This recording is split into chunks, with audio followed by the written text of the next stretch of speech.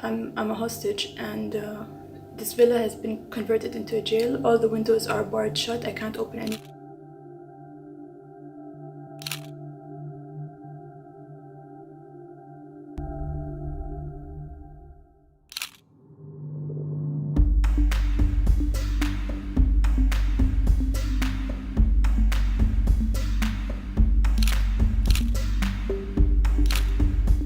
I don't know when I'll be released and what the conditions will be like when I'm released. Every day I am worried about my safety and my life. Don't really know if I'm going to survive the situation. The police threatened me that I'll be in prison my whole life and I'll never see the sun again.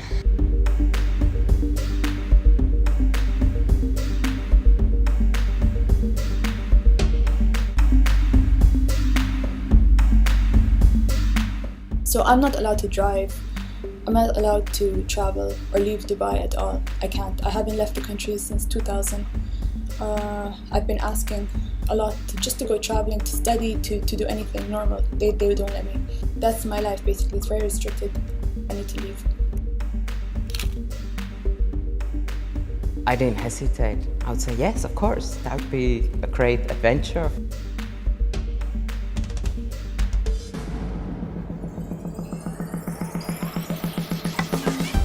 On this small boat, it was, I don't know how many commandos, maybe 12, 15, and the 2 Emirati lieutenant sergeants I was fighting. And this guy came with a small pouch, like a camouflage pouch, and he took out the needle and he injected me in my arm, and I was fighting. I was saying, don't do that, don't do that, don't do that.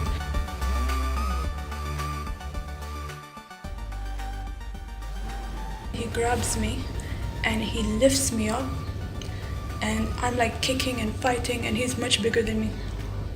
So I see that his sleeve is rolled up and his arm is exposed. So I said, okay, you have 1 shot. So I just bite him as hard as I can and shake my head. And he screamed. The same guy tranquilized me again. They put me on a stretcher, and as they were carrying me up the steps of the private jet is when I passed out. I lost consciousness. All I remember was the rocking and seeing the stairs, and then I just passed out. I've been here ever since. I've been by myself, solitary confinement, no access to medical help, no trial, no charge, nothing.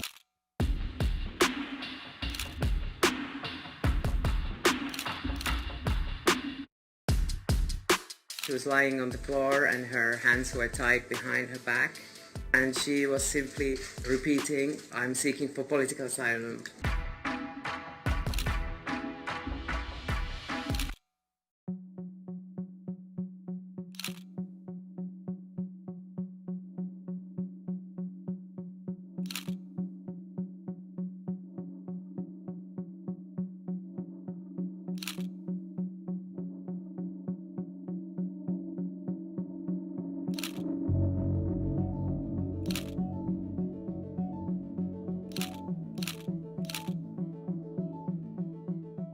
And she said to me it would be like a test to see how you will react around people after being in prison for so long. And if you act well, you react well, you're going to be out in a few days.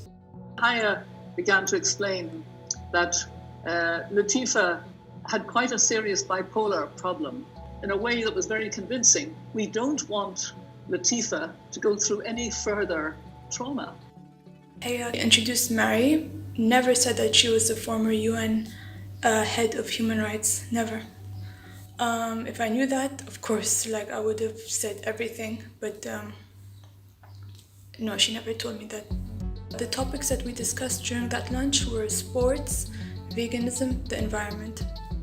Do you regret not asking her more directly about the video or about her situation? I thought about it, and I suppose I'm not very familiar with people who are bipolar. I didn't know how to address somebody who was bipolar about their trauma, etc. I decided to give a pass on that. So, I wanted to talk to her doctors, but I really didn't actually want to talk to her and increase the trauma over a nice lunch. Like, we never discussed me. We never discussed my case. I was misled initially by my good friend, Princess Haya, because she was misled. It was all a setup. It was like they tricked me.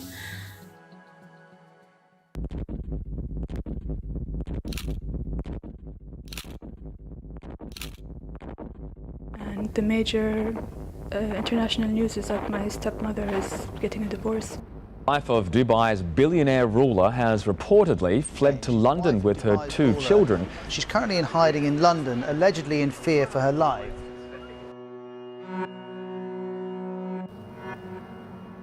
Today, we are here to celebrate all that women are achieving. We are incredibly grateful to be joined by His Highness Sheikh Mohammed. Your presence here means so much.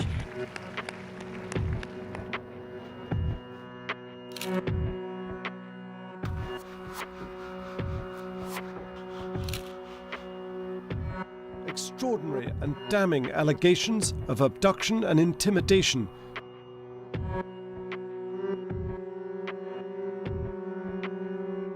It was a big breakthrough for all of us. I thought that would have been a great evidence for the UN to make a public statement, to pressurize the UAE more, or something that could have quickly led to her release.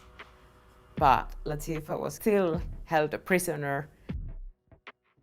I'm just getting so tired of everything. It's like a circus.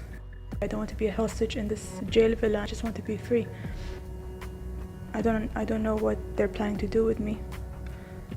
I really don't know. So the situation is getting more desperate every day, and I'm just really, really tired of this now.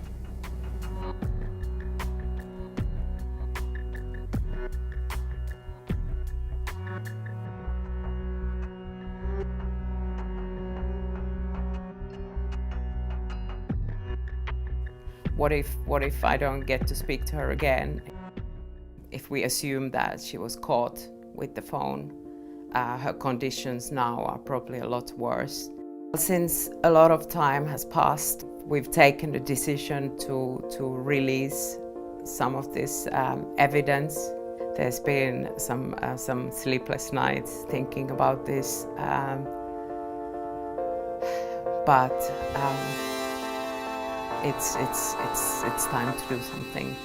Simple. It's like, am I free or am I not free? I'm not free. So okay, the world is gonna know that I'm not free.